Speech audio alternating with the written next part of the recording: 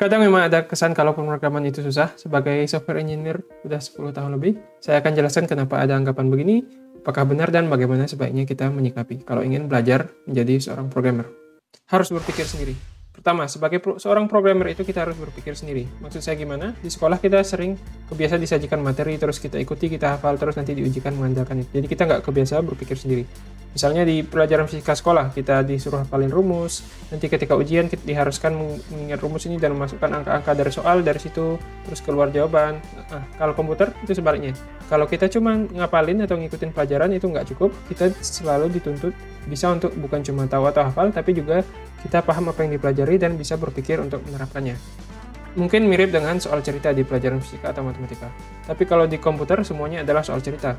Misalnya di channel ini kita pernah bicarakan soal-soal dasar yang diujikan di wawancara kerja, misalnya FISBAS dan deteksi palindrom. Sebenarnya untuk menjawab pertanyaan ini cukup tahu konsep dasar saja, misalnya loop, if else, operasi hitung, string, dan lain-lain. Jadi nggak perlu tahu teori tingkat lanjutan atau rumus macam-macam. Tapi teman-teman bisa aja tahu dan hafal semua konsep dasar ini, hafal cara bikin for loop di luar kepala, dapat nilai A di kuliah. Tapi kalau cuma hafal dan nggak paham apa maksudnya, nggak tahu cara berpikir menggunakan konsep-konsep ini, hafalan teman-teman akan percuma dan nggak akan bisa menjawab soal-soal dasar ini. Tapi sebaliknya, kalau kita udah paham dan bisa memikir sendiri, seringkali kita akan bisa menemukan solusi atau jawaban untuk persoalan pemrograman dengan natural. Bahkan kadang-kadang kita cuma mikir dikit, solusinya otomatis ketemu. Kalau kita udah paham konsep-konsep ini dan sering latihan, kita nggak perlu lagi, aduh, kemarin apa ya, kayaknya pernah baca ini. Terus coba-coba ingat hafalan. Tapi jawaban itu akan datang dengan sendirinya, berdasarkan pengalaman dan pemahaman kita, maupun dari hasil berpikir kita. Hafalan mati gitu malah nggak gitu penting. Yang penting kita tahu konsep dan paham cara menggunakannya aja.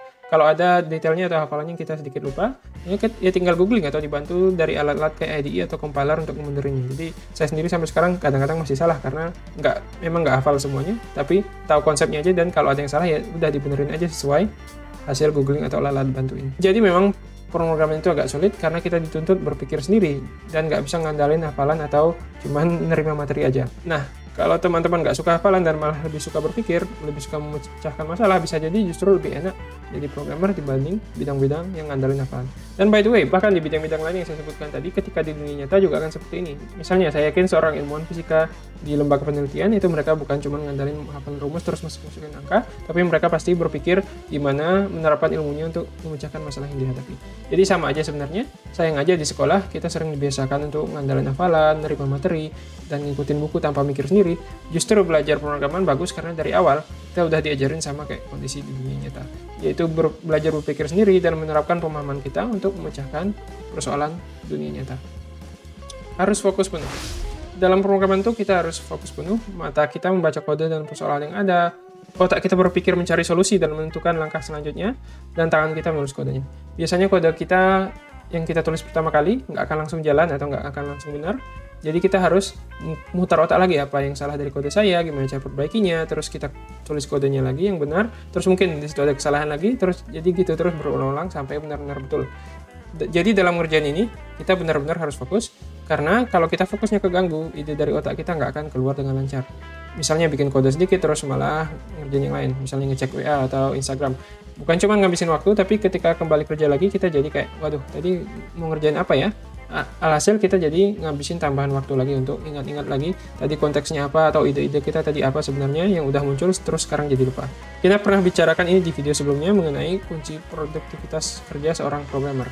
Menurut saya kita untuk benar-benar mencapai potensi penuh kita sebagai programmer, kita harus bisa sering fokus dalam waktu lama, katakanlah 90 menit sampai 2 jam.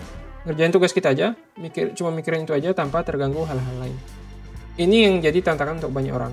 Konon katanya generasi sekarang banyak yang punya short attention span, jangka waktu fokus yang pendek, gampang terganggu dengan cepat. Tapi saya rasa bukan masalah generasinya sih.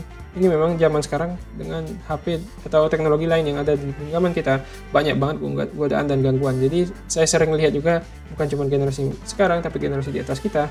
Kalau udah ketagihan HP ya sering banget dikit-dikit fokusnya terganggu, dikit-dikit ngecek, jadi nggak bisa fokus lama-lama. Tapi kalau kita bisa membiasakan diri fokus lama tanpa gangguan, jadi produktif, bukan cuma ini akan membuat kita lebih jago dan produktif sebagai programmer, tapi juga kita akan sukses secara umum. Karena dengan ekonomi dunia sekarang yang berdasarkan pengetahuan dan kemahiran, karya-karya dan produk-produk bernilai tinggi itu cuma bisa dihasilkan dengan hasil fokus dan kerja yang panjang. Jadi teman-teman yang mampu fokus dan bekerja tanpa putus akan diuntungkan dibanding yang lain yang cuma kerja-kerja dikit keganggu tanpa fokus yang jelas. Karena Kerjaan seperti itu kebanyakan akan menghasilkan karya-karya yang dangkal dan nggak begitu bernilai. Semua objektif, nggak ada ngarang. Ketika zaman saya sekolah dulu, kadang-kadang kalau ketemu soal ujian yang sulit, ada trik. Coba dijawab sebisanya aja, mungkin karang-karang dikit, siapa tahu masih dinilai benar sama gurunya, atau paling nggak dikasih setengah nilai. Dengan trik ini kadang-kadang kita bisa ngelak atau ngeles, bisa ngejawab soal-soal yang sebenarnya kita nggak bisa jawab. Nah, kalau di pemrograman, ini nggak akan berlaku teman-teman. Maksud saya, apapun kode yang teman-teman tulis akan dijalankan oleh komputer. Dan kalau kodenya benar, ya hasilnya akan benar. Dan kalau kode kita salah, kita nggak akan berhasil. Kode kita sintaksnya nggak benar, ya compiler akan protes. Dan kita harus benerin dulu sebelum programnya bisa jalan. Kode kita ngebug, maka fiturnya nggak akan jalan dengan semestinya. Maka akan ada kesalahan yang ditemukan user. Jadi sebelum program kita benar-benar berfungsi, kita harus tuntaskan semua itu dulu. Nggak ada ngeles, nggak ada ngarang, nggak ada ngincar nilai setengah. Bukan berarti kita harus perfect dan sempurna dari awal 100% benar, ya enggak. Tapi walaupun kita awalnya salah, sebelum kerjaan kita dianggap selesai, kita benar-benar harus memecahkan semua masalah-masalah yang ada sampai tuntas. Nggak bisa ngarang terus berharap dapat nilai setengah. Komputer akan menjalankan program kita secara objektif, sesuai dengan spesifikasinya. Jadi kalau kitanya salah, kita nggak akan bisa ngeles atau nego. Satu-satunya jalan keluar adalah mencari di mana kesalahan kita dan memperbaikinya. Ini kadang-kadang bikin timbul kesan kalau pemrograman itu sulit lah, bikin pusing lah. Silakan teman-teman nilai sendiri apakah ini bagus atau enggak sebenarnya. Menurut saya sih, di balik ruwetnya semua ini, ada kelebihannya, yaitu di dunia programan, persaingan itu akan lebih adil. Karena yang menentukan bagus tidaknya hasil kerjaan seseorang itu adalah skill dan kemampuannya sendiri. Si komputer nggak akan peduli kita anak siapa, lulusan mana, pintar ngeles atau enggak, dia akan selalu menjalankan program kita apa adanya. Seumur hidup belajar terus. Dalam pemrograman, ketika kita lulus kuliah bukan berarti kita berhenti belajar. Justru sebaliknya, menurut saya yang dipelajari di kuliah itu mah cupu-cupunya aja. Ilmu sesungguhnya itu baru akan kita benar-benar pelajari ketika lulus. Ya, misalnya ketika kita menjadi seorang software engineer atau dapat posisi lain. Kita akan belajar menulis program dalam konteks membuat sebuah produk. Menggunakan banyak banget framework untuk menghasilkan software layak produksi. Menemukan masalah-masalah rumit, bekerja dalam tim, dan sebagainya. Dan teknologi yang digunakan juga akan berevolusi terus. Misalnya ketika saya kuliah atau baru kerja 10 tahun lalu, pemrograman web dan pemrograman mobile itu masih dibilang masih kecil sekali. Android dan iOS sama-sama masih kecil. Dan framework yang dipakai sekarang kayak Angular, Node.js, itu entah belum ada atau masih sangat-sangat baru. Jadi yang banyak dipakai atau dipelajari ketika itu malah Java Swing, Windows Form, dan sebagainya. Yang mungkin sekarang udah hampir nggak pernah terdengar lagi. Intinya apa? Jadi ketika kita udah lulus, ketika kita setelah kerja, kita akan terus harus belajar, kalau nggak kita akan ketinggalan. Bayangin kalau saya ngotot, cuma pengen belajar apa yang ada waktu kuliah waktu itu, bayangin, masa sekarang bikin produk pakai Java Swing. Selain itu, semakin kita ingin karir maju, semakin dalam juga kita harus menguasai teknologi-teknologi dan hal-hal ini. Misalnya seorang tech lead atau senior developer di sebuah tim, tentu ilmunya harus lebih luas dan lebih dalam dibanding programmer junior. Artinya, untuk mencapai posisi tinggi, kita harus dituntut selalu bisa menambah ilmu setiap saat. Yang perlu dipelajari itu sebenarnya gabungan dari skill konkret atau hard skill, dan juga soft skill atau skill lunak. Hard skill misalnya belajar teknologi baru atau framework baru. Misalnya ketika di kuliah belajar JavaScript pun, ketika kerja akan perlu ngerti banyak framework di seputar JavaScript. Misalnya Node.js, Angular, React, NPM, TypeScript, dan banyak hal lain yang membuat JavaScript itu bisa dipakai untuk membuat sebuah produk unggul. Yang mungkin kebanyakan nggak dipelajari ketika kuliah. Ada juga skill lunak atau soft skill, misalnya kepemimpinan, kerjasama, dan ada juga yang di tengah-tengah, misalnya sistem design atau merancang sistem. Itu perlu gabungan skill teknis maupun skill lunak. Jadi gitulah, dalam karir sebagai programmer kita selalu dituntut belajar. Nggak ada istilahnya wah udah jago atau kuliahnya cum laude, terus tinggal nyantai dan stop belajar. Justru sebaliknya, semakin kita banyak belajar, semakin sadar bahwa banyak hal yang kita nggak tahu. Jadi kebutuhan kita belajar akan semakin tinggi. Apakah ini bikin jadi programmer itu sulit? Tergantung kita menanggapinya sih.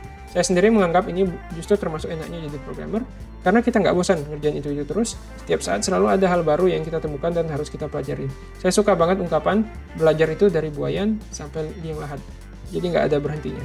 Bahkan seringkali di tempat kerja itu digalakkan untuk belajar, jangan cuma kerja, juga belajar untuk investasi ke diri kita di masa depan. Ibaratnya jangan cuma sibuk panen, tapi juga setelah itu kita tanam juga benih-benih untuk kita panen selanjutnya.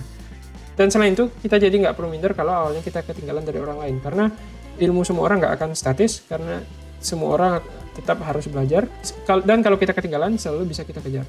Jadi kalau kita tekun, suatu saat kita pun bisa setara dengan orang-orang jago di sekitar kita.